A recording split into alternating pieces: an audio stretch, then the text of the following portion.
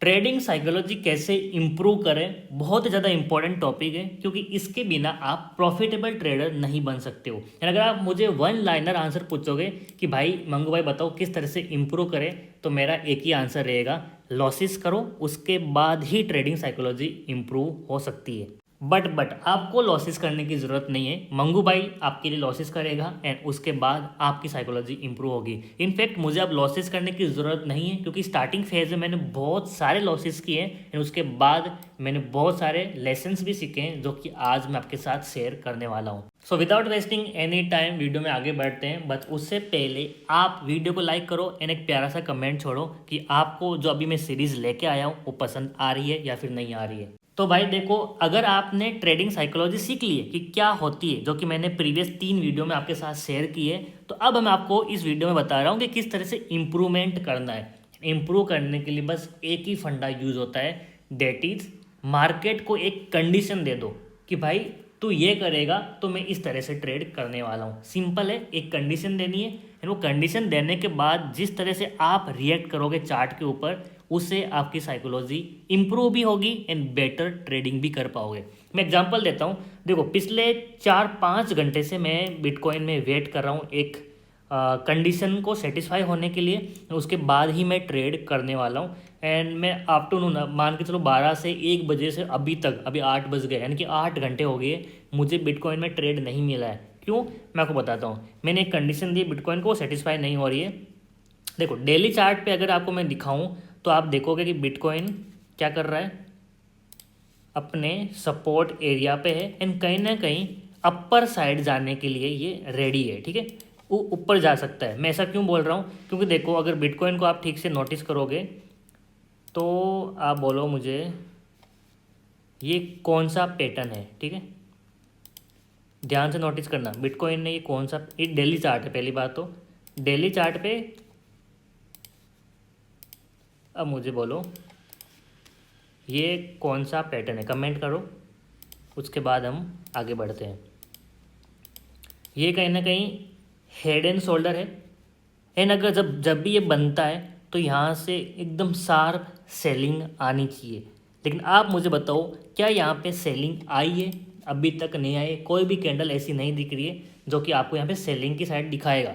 Plus यहाँ पे नीचे की साइड वॉल्यूम देखो यार, कितना सडन, इतना हाई वॉल्यूम से सडनली वॉल्यूम डाउन हुआ है। यानी कि जो पैटर्न बन रहा है कहीं ना कहीं ये वीक पैटर्न है, यहाँ से ऊपर जा सकता है इसका। इसीलिए मैंने यहाँ पे बिटकॉइन में बाइंग की साइड ट्रेड प्लेन करके रखा है। अब देखो होता क्या है, मैं जाता हूँ 5 मिनट चार्ट पे। ठीक है, आपको मैं बता रहा हूँ किस तरह से ट्रेडिंग साइकोलॉजी इंप्रूव होती है। मैंने यहाँ पे एक चीज़ किया है कि कहाँ गया लाइन, अगर मुझे यहाँ पे पैरेलल लाइन मिल जाए तो मज़ा आ जाए।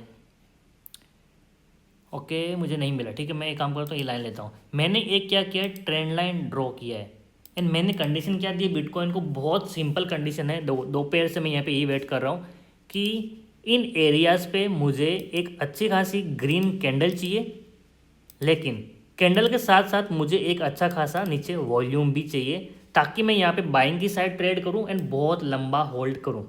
अभी देखो, छोटे मोटे ब्रेकआउट पे मैं ट्रेड ले सकता हूँ, लेकिन छोटे मोटे ब्रेकआउट पे मैं फिर से स्कैल्पिंग करके निकल सकता हूँ, बहुत लंबा होल्ड नहीं कर सकता। मैंने सिंपल कंडीशन दी है, यानी कंडीशन जब भी सेटिस्फाई होगी तब जाके मैं ट्रेड करूँगा।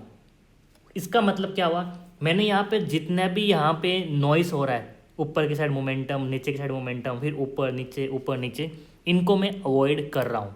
एंड शायद मुझे इसके लिए 1-2 दिन वेट करना पड़ जाए। बट अगर मान लो कि 2 दिन बाद में मुझे यहाँ पे बिटकॉइन ज़बरदस्त मोमेंटम देता है, यहाँ से ऊपर की साइड ब्रेकआउट दिया, एक अच्छी खासी ग्रीन कैंडल है, प्लस यहाँ पे ऊपर होल्ड कर रहा है एंड नीचे वॉल्यूम भी राइज हुआ है, अब मैं क्या करूँगा, यहाँ पे करूँगा लॉन्ग। ठीक है, बाइंग की साइड में ट्रेड करने वाला हूँ एंड जो भी हमारा जेन्युइन स्टॉप लॉस बनता है, अगर यहाँ पे एक छोटा सा स्विंग है तो वो स्विंग के नीचे स्टॉप लॉस लगाऊंगा। अगर स्विंग नहीं सीधा ऊपर जाके ब्रेकआउट किया तो इसके नीचे मैं स्टॉप लॉस लगा दूंगा।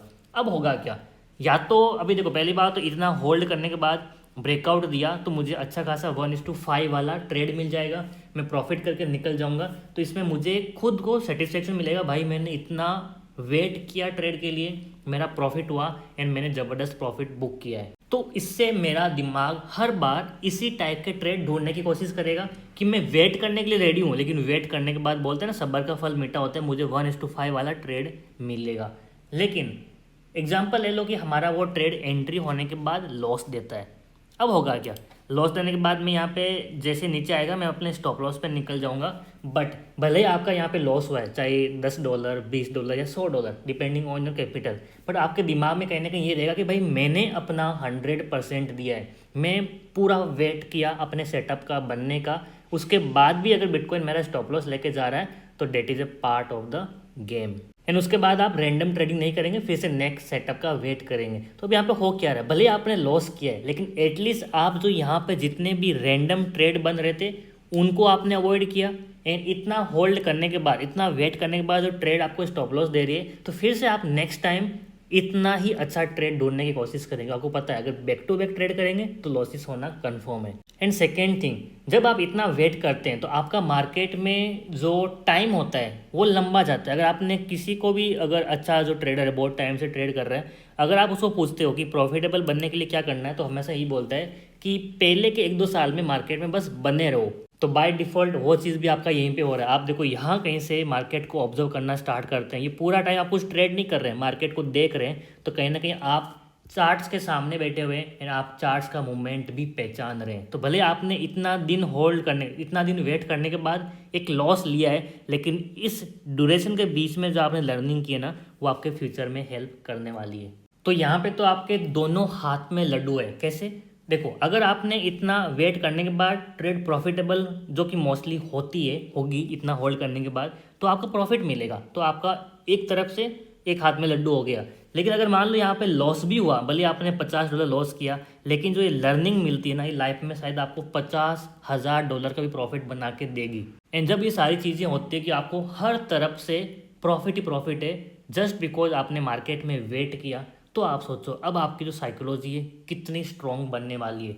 हर बार आपके दिमाग में ये आएगा कि मैं रेंडमली ट्रेड नहीं करता हूँ, थोड़ा सा मैं वेट कर लेता हूँ, क्या पता मैंने जो कंडीशन दी अगर सेटिस्फाई हुई तो ही मुझे ट्रेड मिलेगा। अगर मान लो अभी यहाँ पे देखो, अगर ये कंडीशन सेटिस्फाई नहीं होती, यहाँ से बिटकॉइन नीचे की साइड आ जाता है, तो एटलीस्ट आपने यहाँ कहीं पे रेंडमली बाय करके लॉस तो नहीं किया है। यानी इससे आपको एक और लर्निंग मिलेगी कि जो मैंने कंडीशन दी है अगर वो सेटिस्फाई हुई तो ही मेरा ट्रेड एंट्री होता, मुझे प्रॉफिट मिलता।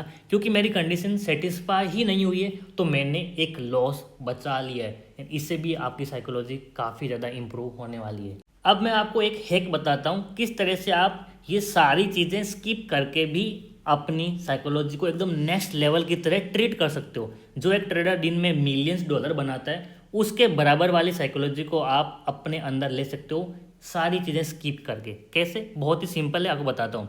सो एग्जांपल ले लो कि आपने यहाँ कहीं पे ट्रेड लिया, ठीक है, आपने ये आपका स्टॉप लॉस हो गया एंड ये आपका टारगेट हो गया, ठीक है। मैं आपको बताता हूँ मैंने एंट्री वगैरह कहाँ पे की है। सो एग्जांपल ले लो कि आपकी एंट्री जो है वो इस पॉइंट पे है,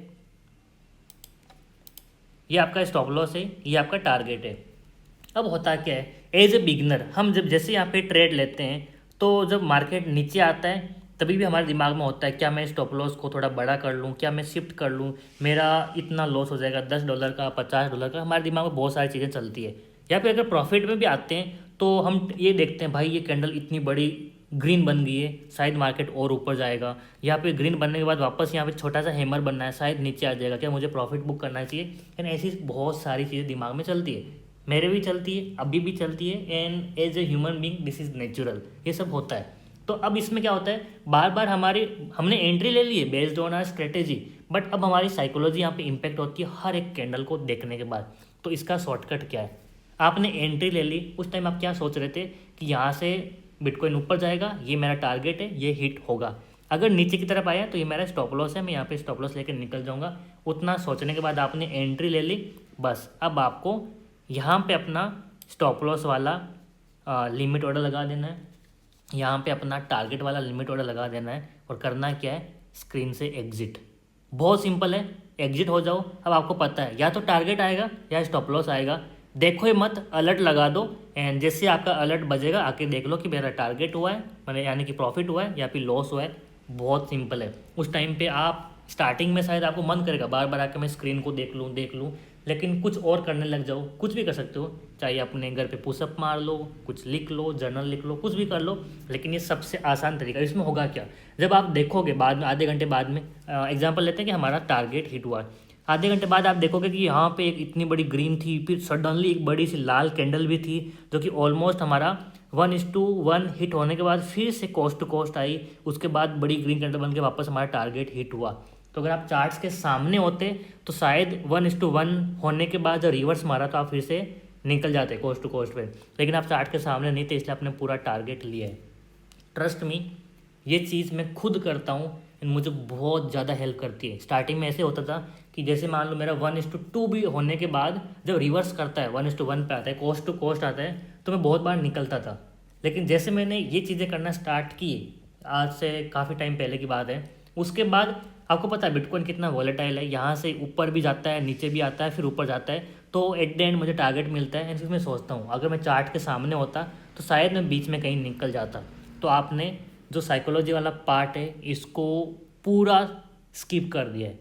अब आप उस ट्रेडर को मैच कर रहे हैं जो 15-20 साल से ट्रेडिंग कर रहा है। So this was the hack जो मैंने आपको बताया है। नेक्स्ट टाइम ट्राई करके देखना, एंड चाहे उसके बाद स्टॉप लॉस हो या टारगेट हो, फिर आप देखना कि अगर मैं चार्ट के सामने होता तो मैं क्या सोच रहा होता, एंड मैं चार्ट के सामने नहीं था तो मैं क्या कर पा रहा हूँ, क्या मुझे साइकोलॉजिकल इश्यू हो रहा है, क्या मैं यहाँ पे पैनिक कर रहा हूँ। अगर नहीं हो रहा है तो बार बार सेम चीज़ को रिपीट करो, आप एक बेटर ट्रेडर ज़रूर बनोगे। सो आई होप आपको ये वाला हैक पसंद आया है जो मैं खुद यूज़ करता हूँ, मैंने आपके साथ शेयर किया है। And do let me know in the comment section क्या आपको साइकोलॉजी वाली सीरीज़ पसंद आ रही है, क्या आप इसको अपने फ्रेंड्स के साथ शेयर कर रहे हैं, क्या आप खुद इससे कुछ सीख रहे हैं। Do let me know in the comment section.